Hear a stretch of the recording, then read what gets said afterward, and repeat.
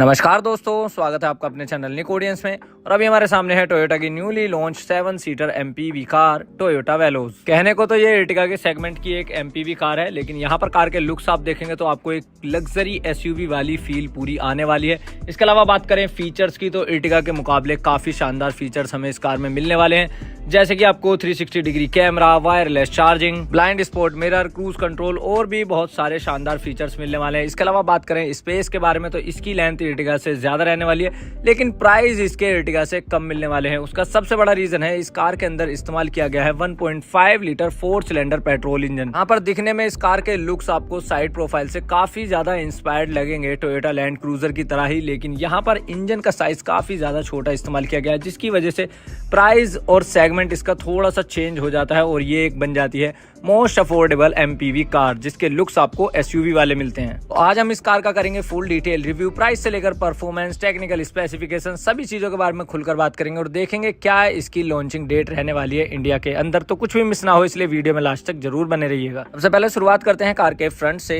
तो यहाँ पर आप देखेंगे फुल्ली एलईडी हेडलैम्प्स हैं with sequential turn signals and day time running light. थोड़ा सा नीचे की तरफ देखेंगे तो यहाँ पर दिए गए हैं इसके एलईडी फॉग लैंप्स का सेटअप। काफी ज्यादा बोल्ड कैरेक्टर्स का यूज यहाँ पर किया गया है। बड़े से साइज की टोयोटा की सिग्नेचर ग्रिल, सेंटर में टोयोटा का लोगो, फ्रंट पार्किंग सेंसर्स और बोनट और हेडलैम्प्स के आसपास काफी ज्यादा कट एंड क्राइसिस का यूज आपको मिलने वाला है। कोई भी एडास सिस्टम के लिए रेडार का इस्तेमाल नहीं किया गया है। जिस तरीके से होंडा के अंदर कैमरा बेस एडास सिस्टम मिलता है, उसी तरीके से टोयोटा ने यहाँ पर इसके फ्रंट ग्लास पर दिया है कैमरा सेटअप वाला एडास सिस्टम, जिसे टोयोटा ने नाम दिया है टोयोटा सेफ्टी सेंस, जिसके अंदर हमें lane departure warning, front departure alert, adaptive cruise controls, adaptive driving beam, blind spot monitor, rear cross traffic alert, 3D view monitor, vehicle stability control with traction controls जैसे शानदार features मिलने वाले हैं। यहाँ पर आप समझ सकते हैं कि प्राइस को देखते हुए आपको इस कार के अंदर बहुत ही कमाल की सेफ्टी, लग्जरी और फीचर्स मिलने वाले हैं।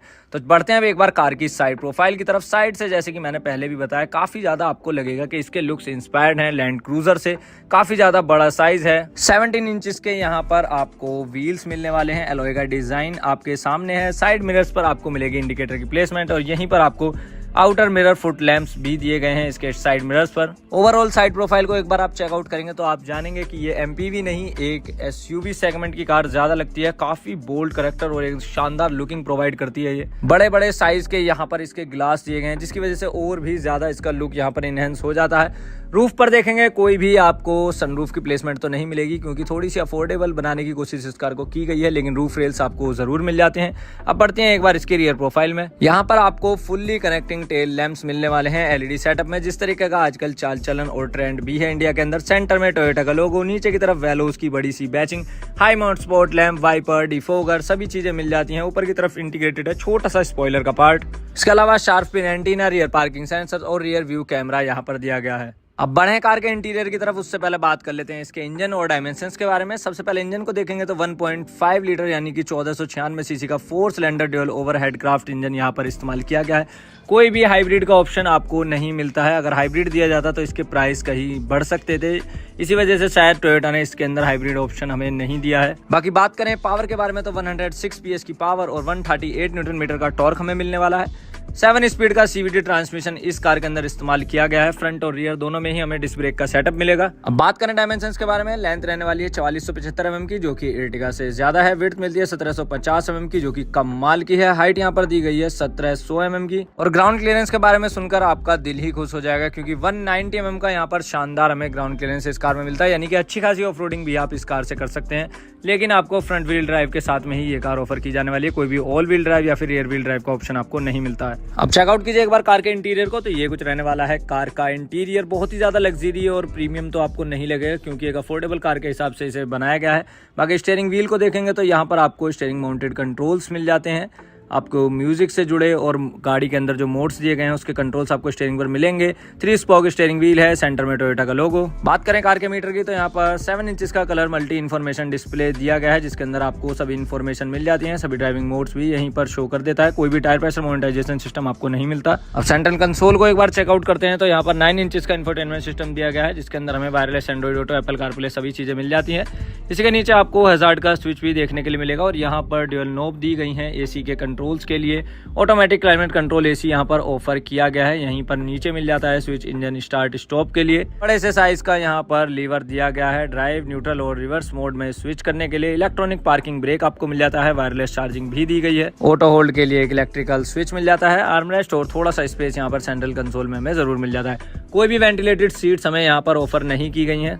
अब बढ़ते हैं कार की सेकंड रो की तरफ। तो ये कुछ रहने वाला है सेकंड रो का नज़ारा। 3 एडजस्टेबल हेडरेस्ट यहाँ पर दिए गए हैं। नीचे की तरफ देखेंगे कोई भी एसी वेंट नहीं मिलते हैं। यूएसबी पोर्ट है, एक कप होल्डर है। ऊपर की तरफ आपको ब्लोअर और स्पीड की एडजस्टमेंट फैन की उसके लिए एक नॉब यहाँ पर दी गई, यानी कि एसी वेंट नहीं है। ऊपर की तरफ ब्लोअर दिया गया है। कॉस्ट कटिंग थोड़ी सी तो करनी पड़ेगी, फीचर से समझौता तो करना पड़ेगा। जब आपको एक अफोर्डेबल कार चाहिए तो वही सब निशानियां यहाँ पर दिख रही हैं। तो वही कुछ फीचर्स यहाँ पर टोयोटा ने कम कर दिए हैं, जिसकी वजह से कॉस्ट थोड़ी सी नीचे आ गई। सबसे पहले इंजन का साइज आपको छोटा मिलता है। पैनोरामिक सनरूफ यहाँ पर नहीं है। वेंटिलेटेड सीट्स नहीं है। रियर एसी वेंट्स नहीं है। तो इन सभी चीज़ों की वजह से इस कार का प्राइस थोड़ा सा अफोर्डेबल हो जाता है और एर्टिगा के आसपास आ जाता है। अगर आप तीनों रो को भी यूज़ में लेते हैं तो यहाँ पर इतना कुछ आपको स्पेस देखने के लिए मिलेगा, यानी बूट स्पेस अच्छा खासा मिल जाता है क्योंकि लेंथ काफ़ी ज़्यादा है। बाकी यहाँ पर आप देखेंगे थर्ड रो में जाने के लिए आपको 60-40 स्प्लिट सीट का ऑप्शन मिलता है सेकंड रो में। यहीं से आप थर्ड रो में जा सकते हैं। अच्छा खासा स्पेस यहाँ पर भी दिया गया है।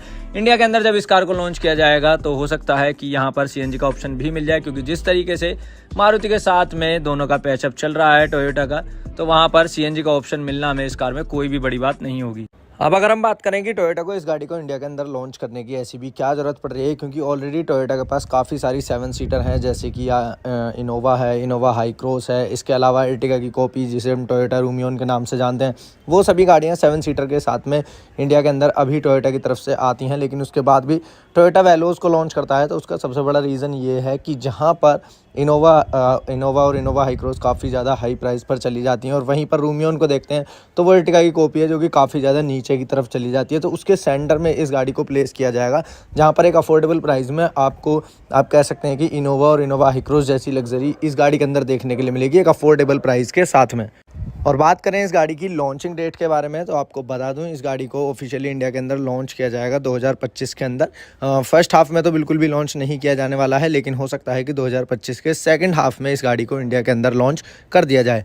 अब बात करें कि इस गाड़ी की प्राइसिंग क्या कुछ रहने वाली है, तो जैसे कि मैंने बताया कि एर्टिगा के जैसे ही अफोर्डेबल प्राइस में आपको ज़्यादा लग्जरी इस गाड़ी के अंदर देखने के लिए मिलेगी। तो आपको बता दूं इस गाड़ी की जो प्राइस रहेगी, स्टार्टिंग प्राइस की अगर मैं बात करता हूँ तो वो सिर्फ शुरू हो जाएगी 8 लाख रुपये या फिर 9 लाख रुपये के साथ में। इस प्राइस से इसका बेस वेरिएंट शुरू होगा, और इसका रीज़न ये है क्योंकि एर्टिगा का बेस वेरिएंट भी आप देखेंगे 9-10 लाख रुपए से शुरू हो जाता है, क्योंकि उसके अंदर सीएनजी भी मिलती है। लेकिन इसके अंदर सीएनजी नहीं है तो इसका प्राइस और भी काफ़ी ज़्यादा कम रहेगा बेस वेरिएंट का। और जो इसका टॉप एंड वेरिएंट का प्राइस रहने वाला है वो रहने वाला है around 14 lakh rupees top end variant. तो ये कुछ इसकी प्राइसिंग वगैरह रहने वाली है। लॉन्चिंग डेट आपके साथ मैंने डिस्कस करी, और बाकी इंटीरियर एक्सटीरियर जो भी स्पेसिफिकेशन है वो सारी चीज़ें मैंने आपके साथ शेयर की हैं। आप मुझे कमेंट करके बताइए कि आपको ये गाड़ी कैसी लगी। इसे आप प्रेफर करेंगे इनोवा और इनोवा हाई क्रॉस, या फिर टोयोटा रूमियन की तरफ जाना आप ज़्यादा पसंद करेंगे, या फिर टोयोटा वेलोज की तरफ? ये बात कमेंट करके ज़रूर बताइएगा। बाकी वीडियो अच्छी लगी वीडियो को लाइक और शेयर करना ना भूलें। इसी तरह की इंटरेस्टिंग वीडियोज़ के लिए चैनल को सब्सक्राइब जरूर कर लें और प्रेस कर दें बेल आइकन को।